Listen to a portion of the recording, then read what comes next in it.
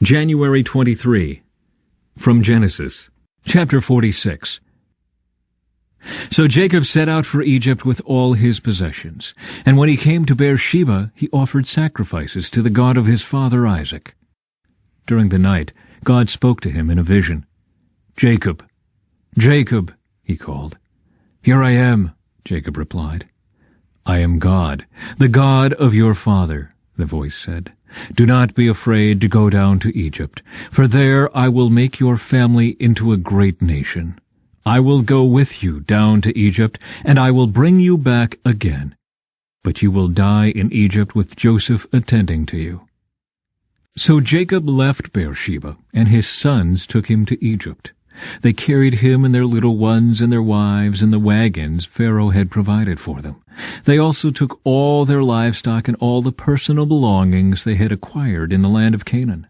So Jacob and his entire family went to Egypt, sons and grandsons, daughters and granddaughters, all his descendants. These are the names of the descendants of Israel, the sons of Jacob, who went to Egypt. Reuben was Jacob's oldest son. The sons of Reuben were Hanok, Palu, Hezron, and Carmi. The sons of Simeon were Jemuel, Jamin, Ohad, Jachin, Zohar, and Shaul. Shaul's mother was a Canaanite woman. The sons of Levi were Gershon, Kohath, and Merari. The sons of Judah were Onan, Shelah, Perez, and Zerah, though and Onan had died in the land of Canaan. The sons of Perez were Hezron and Hamul. The sons of Issachar were Tola, Puah, Jashub, and Shimron. The sons of Zebulun were Sered, Elon, and Jaleel. These were the sons of Leah and Jacob who were born in Padan-aram, in addition to their daughter Dinah. The number of Jacob's descendants, male and female, through Leah, was 33. The sons of Gad were Zephon, Haggai, Shunai, Esbon, Eri, Eradai, and Arli. The sons of Asher were Imnah, Ishva, Ishvi, and Beriah. Their sister was Sirah. Beriah's sons were Heber and Malkiel. These were the sons of Zilpah, the servant given to Leah by her father Laban. The number of Jacob's descendants through Zilpah was 16. The sons of Jacob's wife Rachel were Joseph and Benjamin. Joseph's sons, born in the land of Egypt, were Manasseh and Ephraim. Their mother was Asenath, daughter of Potipharah, the priest of On. Benjamin's sons were Bela, Becher, Ashbel, Gera, Naaman, Ehi, Rosh, Muppim, Huppim, and Ard. These were the sons of Rachel and Jacob. The number of Jacob's descendants through Rachel was 14. The son of Dan was Husham. The sons of Naphtali were Jazeel, Guni, Jezer, and Shillem. These were the sons of Bilhah, the servant given to Rachel by her father Laban. The number of Jacob's descendants through Bilhah was 7. The total number of Jacob's direct descendants who went with him to Egypt, not counting his sons' wives, was 66. In addition, Joseph had 2 sons who were born in Egypt.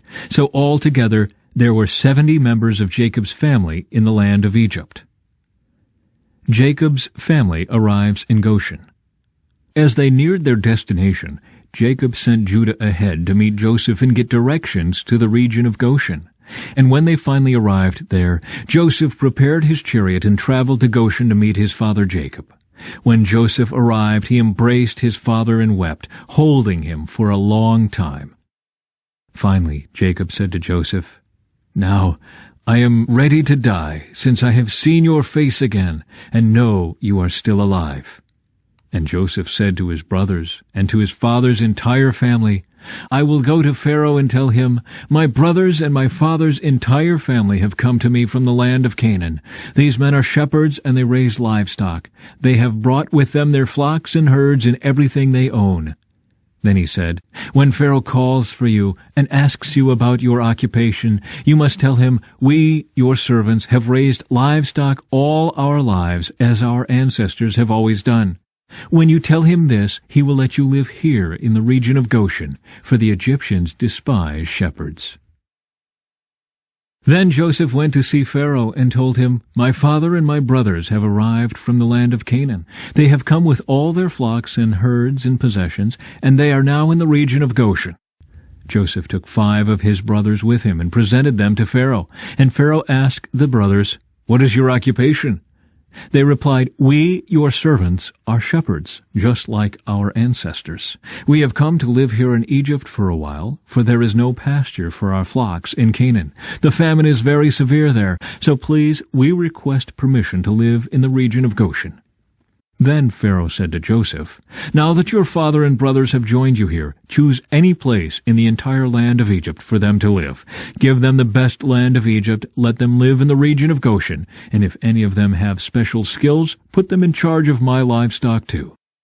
Then Joseph brought in his father Jacob, and presented him to Pharaoh, and Jacob blessed Pharaoh. "How old are you?" Pharaoh asked him. Jacob replied, "I have traveled this earth for 130 hard years, but my life has been short compared to the lives of my ancestors." Then Jacob blessed Pharaoh again before leaving his court. So Joseph assigned the best land of Egypt, the region of Ramesses, to his father and his brothers, and he settled them there just as Pharaoh had commanded. And Joseph provided food for his father and his brothers in amounts appropriate to the number of their dependents, including the smallest children. Joseph's leadership in the famine. Meanwhile, the famine became so severe that all the food was used up, and people were starving throughout the lands of Egypt and Canaan.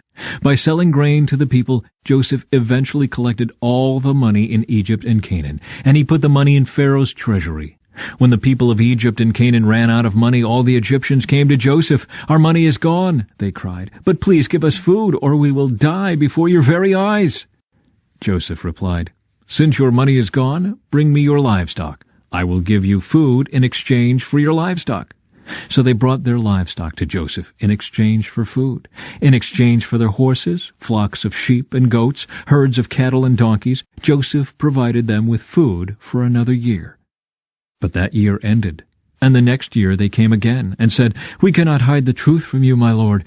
Our money is gone, and all our livestock and cattle are yours. We have nothing left to give but our bodies and our land. Why should we die before your very eyes? Buy us and our land in exchange for food. We offer our land and ourselves as slaves for Pharaoh. Just give us grain so we may live and not die, and so the land does not become empty and desolate."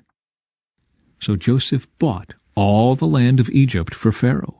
All the Egyptians sold him their fields because the famine was so severe, and soon all the land belonged to Pharaoh. As for the people, he made them all slaves, from one end of Egypt to the other. The only land he did not buy was the land belonging to the priests. They received an allotment of food directly from Pharaoh, so they didn't need to sell their land. Then Joseph said to the people, "Look, today I have bought you and your land for Pharaoh. I will provide you with seed so you can plant the fields. Then, when you harvest it, 1/5 of your crop will belong to Pharaoh. You may keep the remaining 4/5 as seed for your fields and as food for you, your households, and your little ones." "You have saved our lives," they exclaimed. "May it please you, my lord, to let us be Pharaoh's servants." Joseph then issued a decree, still in effect in the land of Egypt, that Pharaoh should receive 1/5 of all the crops grown on his land. Only the land belonging to the priests was not given to Pharaoh. Meanwhile, the people of Israel settled in the region of Goshen in Egypt. There they acquired property, and they were fruitful, and their population grew rapidly. Jacob lived for 17 years after his arrival in Egypt, so he lived 147 years in all. As the time of his death drew near, Jacob called for his son Joseph and said to him, "Please do me this favor. Put your hand under my thigh and swear that you will treat me with unfailing love by honoring this last request. Do not bury me in Egypt.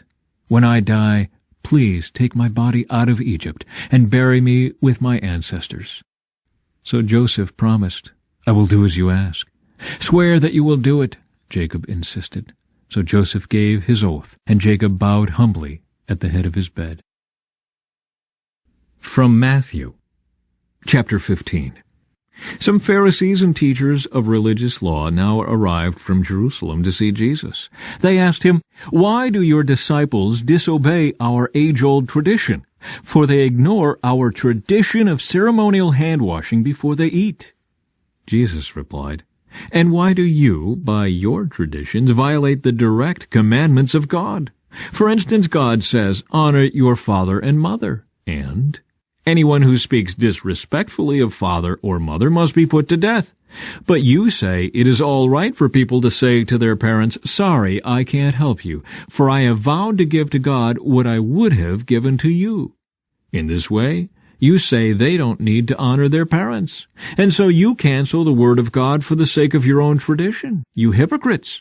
Isaiah was right when he prophesied about you, for he wrote, 'These people honor me with their lips, but their hearts are far from me.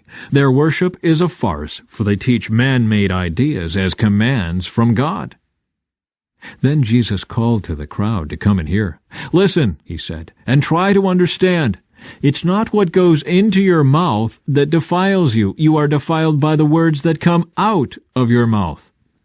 Then the disciples came to him and asked, "Do you realize you offended the Pharisees by what you just said?" Jesus replied, "Every plant not planted by my heavenly Father will be uprooted. So ignore them. They are blind guides leading the blind, and if one blind person guides another, they will both fall into a ditch." Then Peter said to Jesus, "Explain to us the parable that says people aren't defiled by what they eat." "Don't you understand yet?" Jesus asked. "Anything you eat passes through the stomach and then goes into the sewer. But the words you speak come from the heart. That's what defiles you. For from the heart come evil thoughts, murder, adultery, all sexual immorality, theft, lying, and slander. These are what defile you. Eating with unwashed hands will never defile you." The faith of a Gentile woman. Then Jesus left Galilee and went north to the region of Tyre and Sidon. A Gentile woman who lived there came to him, pleading, "Have mercy on me, O Lord, Son of David, for my daughter is possessed by a demon that torments her severely." But Jesus gave her no reply, not even a word. Then his disciples urged him to send her away. "Tell her to go away," they said. "She is bothering us with all her begging." Then Jesus said to the woman, "I was sent only to help God's lost sheep, the people of Israel." But she came and worshipped him, pleading again, "Lord, help me." Jesus responded, "It isn't right to take food from the children and throw it to the dogs." She replied, "That's true, Lord, but even dogs are allowed to eat the scraps that fall beneath their master's table." "Dear woman," Jesus said to her, "your faith is great. Your request is granted." And her daughter was instantly healed. Psalm 19. The heavens proclaim the glory of God. The skies display his craftsmanship. Day after day they continue to speak. Night after night they make him known. They speak without a sound or word. Their voice is never heard, yet their message has gone throughout the earth, and their words to all the world. God has made a home in the heavens for the sun. It bursts forth like a radiant bridegroom after his wedding. It rejoices like a great athlete, eager to run the race. The sun rises at one end of the heavens and follows its course to the other end. Nothing can hide from its heat. The instructions of the Lord are perfect, reviving the soul. The decrees of the Lord are trustworthy, making wise the simple. The commandments of the Lord are right, bringing joy to the heart. The commands of the Lord are clear, giving insight for living. Reverence for the Lord is pure, lasting forever. The laws of the Lord are true, each one is fair. They are more desirable than gold, even the finest gold. They are sweeter than honey, even honey dripping from the comb. They are a warning to your servant, a great reward for those who obey them. How can I know all the sins lurking in my heart? Cleanse me from these hidden faults. Keep your servant from deliberate sins. Don't let them control me. Then I will be free of guilt and innocent of great sin. May the words of my mouth and the meditation of my heart be pleasing to you, O Lord, my rock and my redeemer. From Proverbs. Don't do as the wicked do, and don't follow the path of evildoers. Don't even think about it. Don't go that way. Turn away and keep moving. For evil people can't sleep until they've done their evil deed for the day. They can't rest until they've caused someone to stumble. They eat the food of wickedness and drink the wine of violence. The way of the righteous is like the first gleam of dawn, which shines ever brighter until the full light of day. But the way of the wicked is like total darkness. They have no idea what they are stumbling over,